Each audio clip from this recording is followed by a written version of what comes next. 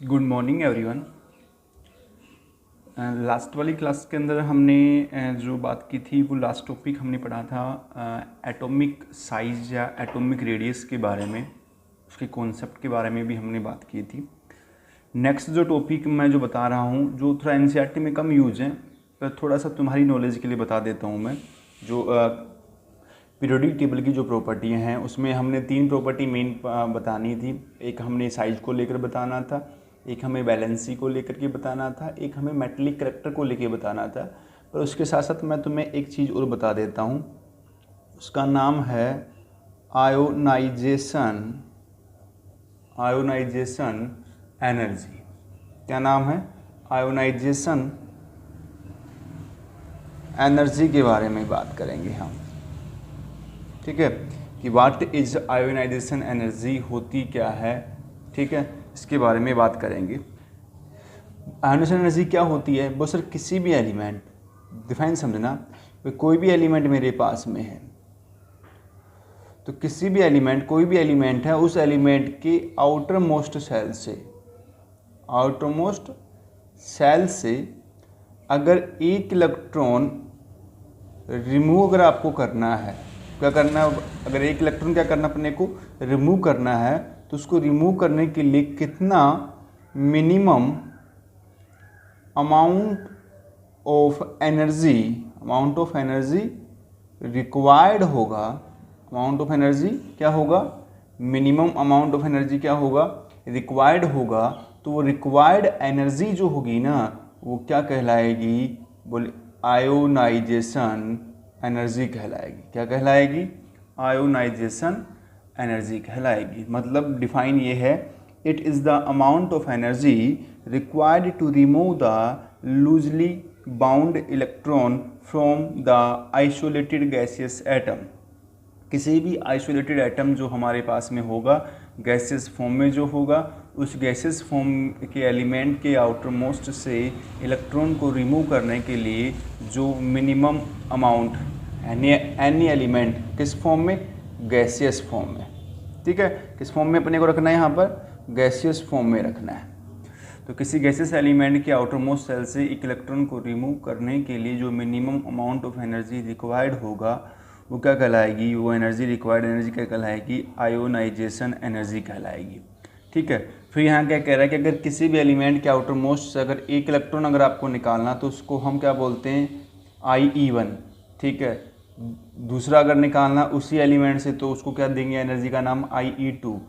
तीसरा अगर निकालना तो उसको क्या बोलेंगे? IE3।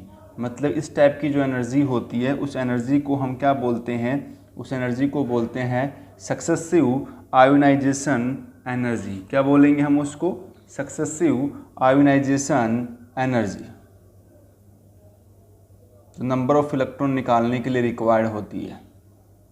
समझ गए मेरी बात को? तो ये ध्यान रखना आप इस चीज़ का। उसको क्या बोलेंगे? सक्सेसिव आयोनाइजेशन एनर्जी के नाम से जानेंगे। अब इसका ना इन पीरियोडिक टेबल क्या देख लो, ट्रेंड देख लो। इन ट्रेंड देखना अपने को कि किस तरीके से आयोनाइजेशन एनर्जी इन ट्रेंड क्या होगा। तो पहले बात करूँगा हम विद रेस्पेक्ट टू, किसके अंदर देखेंगे हम? ग्रुप के अंदर देखेंगे। ठीक है, तो ग्रुप में क्या टर्म, क्या कॉन्सेप्ट वेरी करेगा ग्रुप के अकॉर्डिंग अगर हम बात करें तो? वो ग्रुप क्या है? वो सर टॉप टू बॉटम है।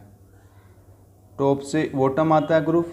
वो सर ऊपर से नीचे आने पर आयोनाइजेशन जो एनर्जी है ना, वो क्या होती है सर? ऊपर से नीचे आने पर डिक्रीज होती है। क्यों होती है? क्योंकि साइज इंक्रीज होता है।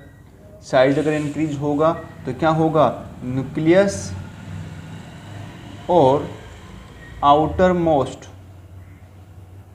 जो सेल है उनके बीच का इन बिटवीन डिस्टेंस क्या होगा? बढ़ेगा।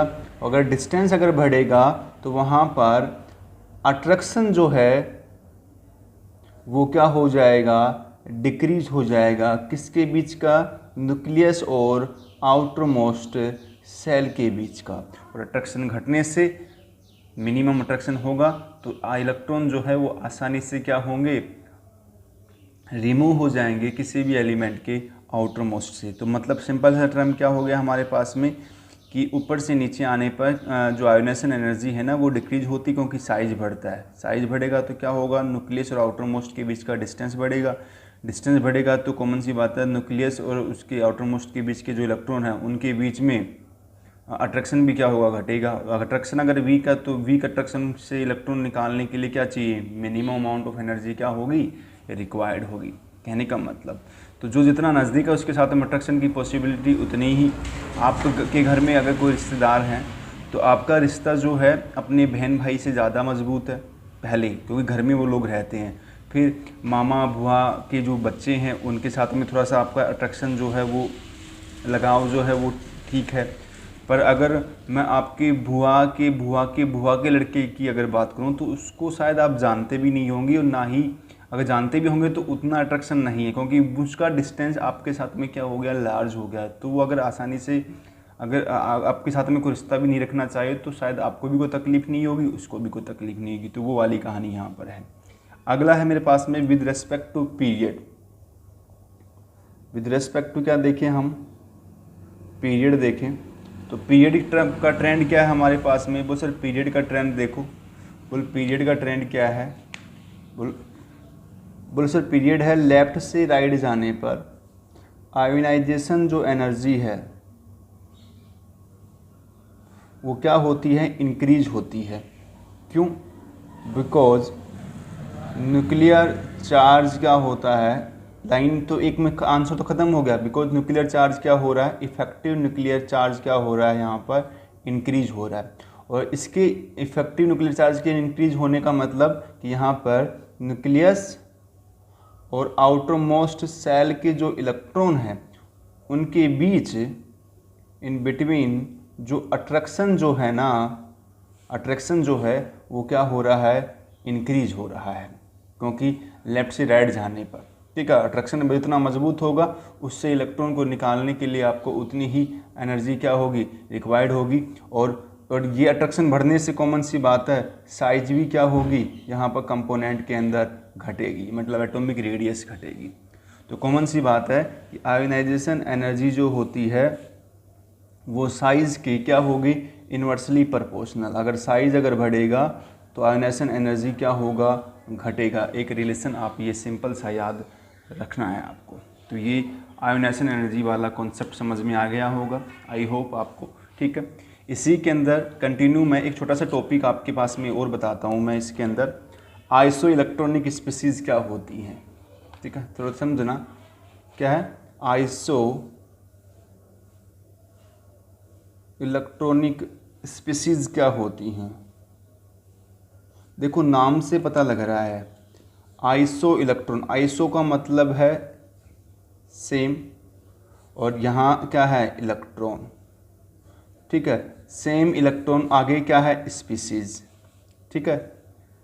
तो मतलब ऐसे स्पीसीज़ जिनके अंदर इलेक्ट्रॉन क्या होते हैं, इलेक्ट्रॉन क्या होते हैं सेम, और वो स्पीसीज़ कैसी होंगी, डिफरेंट।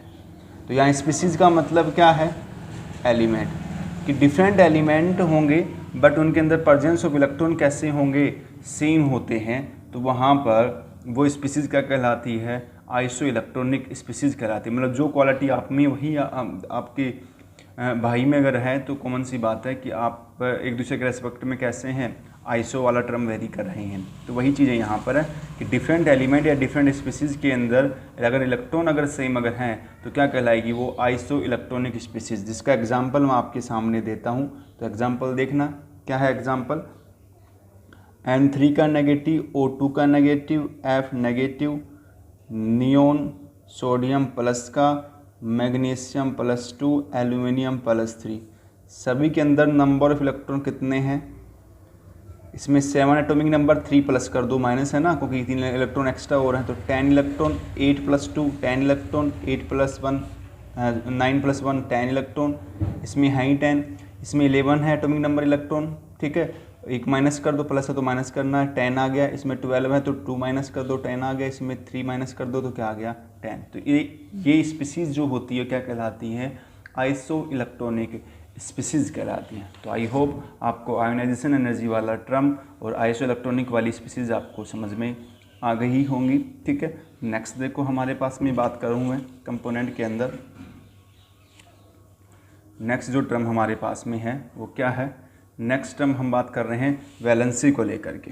किसको लेकर के हम बात करेंगे यहाँ पर, वैलेंसी क्या होती है, वैलेंसी किस तरीके से यहाँ पर वेरी करेगी कंपोनेंट के अंदर, पीरियड के अंदर किस तरीके से वेरी करेगी, उसके बारे में हम बात करेंगे। तो नेक्स्ट टॉपिक हमारे पास में यहाँ है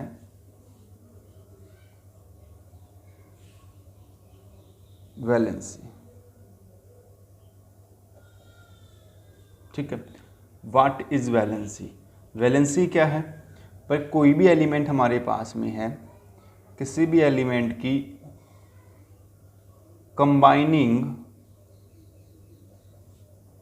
कैपेसिटी जो होती है, कंबाइनिंग कैपेसिटी जो होती है, बोलो एनी एलिमेंट कंबाइनिंग कैपेसिटी क्या कहलाएगी, इट्स कॉल्ड वैलेंसी।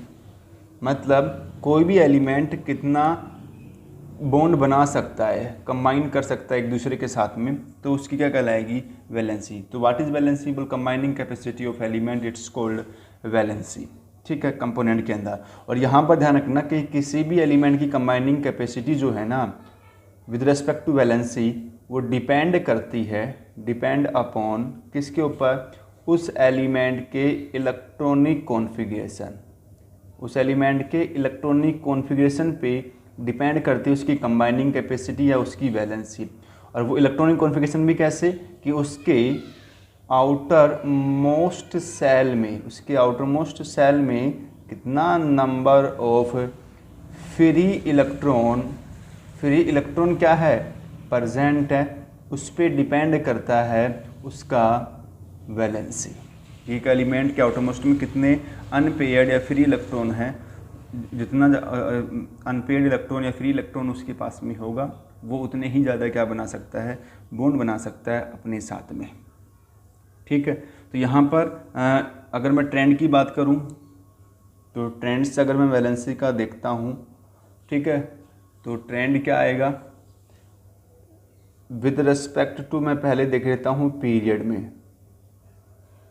ठीक है, पीरियड में अगर मैं बात करूँ तो क्या कह रहा है सर, पीरियड में जो वैलेंसी का जो टर्म है ना, लेफ़्ट से राइट जाने पर, तो लेफ़्ट से राइट जाने पर जो फर्स्ट है ना वो इंक्रीज होगी 1 से लेकर से 4 तक, मतलब 1 से 4 वैलेंसी क्या होगी, पहले इंक्रीज होगी और बाद में क्या होगी, मतलब ये कार्बन तक का टर्म था, एंड देन क्या होगी, डिक्रीज टू 0, उसके बाद में क्या हो जाएगी 0, क्योंकि नोबल गैस वेरी कर जाएगा।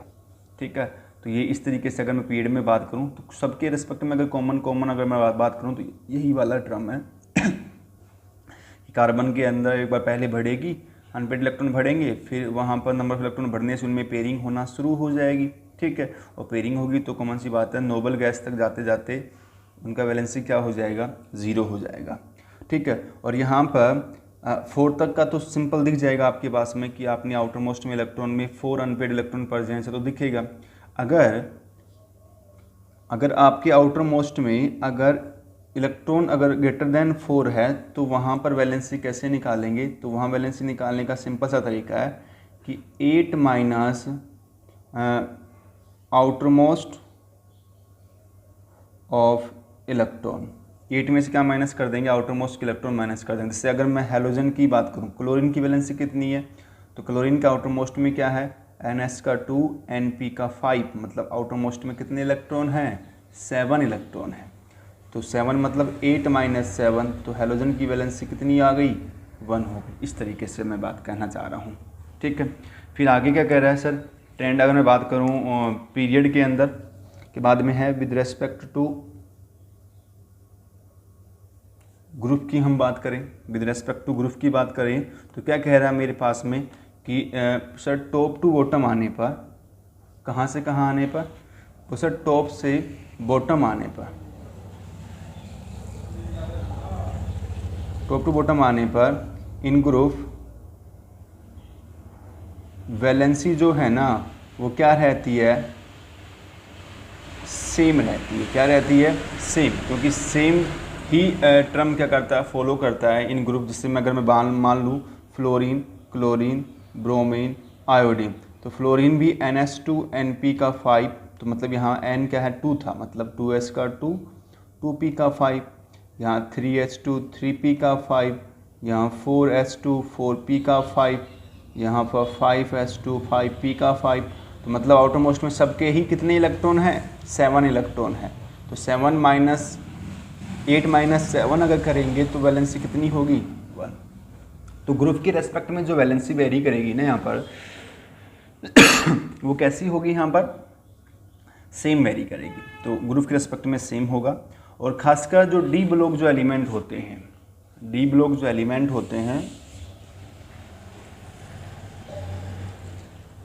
ठीक है, तो ये वैलेंसी मैंने जनरली बताई है किन के अंदर, ये जनरली मैंने बताई है एल्कली, ये जो टर्म है एल्कली, एल्केलाइन और नॉन मेटल के लिए, ठीक है।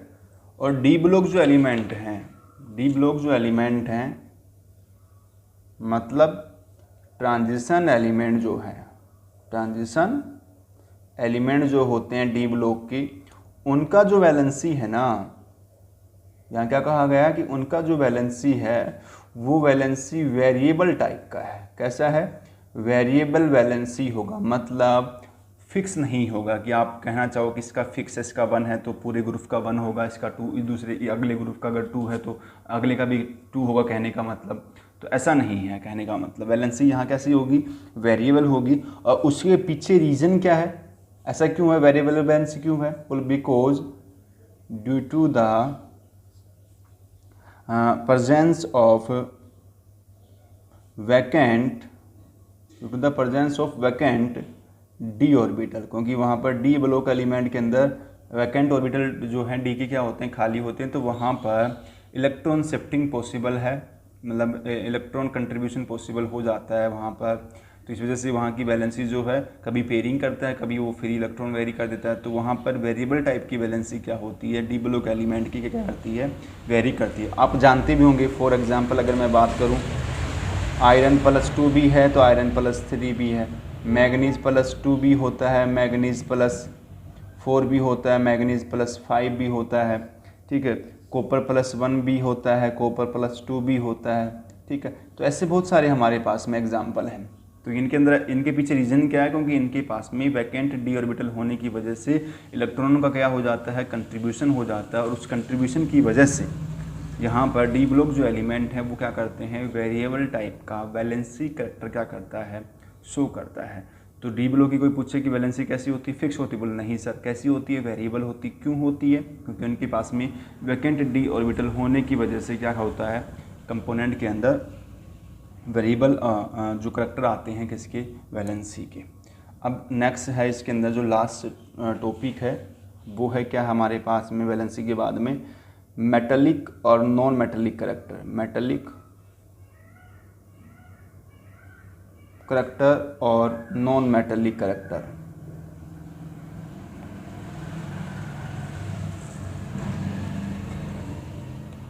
तो मेटेलिक और नॉन मेटेलिक करैक्टर में अगर मैं बात करूं तो मैं ट्रेंड करवाता हूं। ट्रेंड देखना, ट्रेंड हम बात करते हैं पहले विद रेस्पेक्ट टू ग्रुप। पहले ग्रुप की बात कर लेते हैं। तो ग्रुप में ग्रुप किस तरीके से ट्रेंड करेगा, वो सर देखो, ऊपर से नीचे आने पर ग्रुप में टॉप टू बॉटम आने पर साइज इंक्रीज होती है, ठीक है।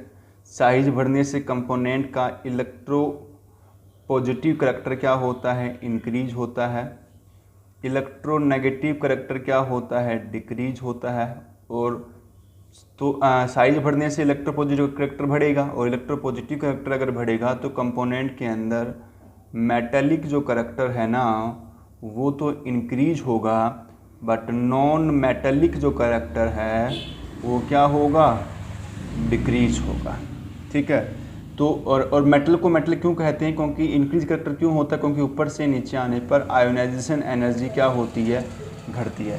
तो एक मेटल को मेटल इसलिए कहा गया क्योंकि वो लेस अमाउंट ऑफ एनर्जी के साथ में क्या करता है, इलेक्ट्रॉन रिलीज कर देता है। इसीलिए कहने का मतलब है हमने यहाँ पर इनको हमने मेटलिक करैक्टर वेरी करवाया। तो मेटलिक करैक्टर जो है टॉप टू बॉटम आने पर साइज बढ़ने के साथ साथ इलेक्ट्रो पॉजिटिव करैक्टर बढ़ेगा, इलेक्ट्रोनेगेटिव करैक्टर घट जाएगा। इस वजह से मेटलिक करैक्टर इंक्रीज होगा और नॉन मेटलिक करैक्टर क्या होगा, डिक्रीज होगा, ठीक है।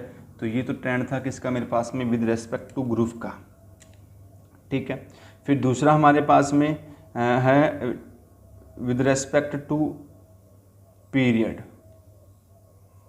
तो विद रेस्पेक्ट टू पीरियड अगर मैं बात करूँ लेफ्ट से कहाँ की, अगर राइट की बात करूँ तो लेफ्ट से राइट जाने पर साइज़ जो है वो घटेगी। तो साइज़ घटेगी तो यहाँ पर अब इलेक्ट्रोनेगेटिव करैक्टर बढ़ेगा और इलेक्ट्रोपॉजिटिव करैक्टर क्या होगा, घटेगा, ठीक है। तो वहाँ पर आयोनाइजेशन एनर्जी भी क्या होगी, इंक्रीज होगी।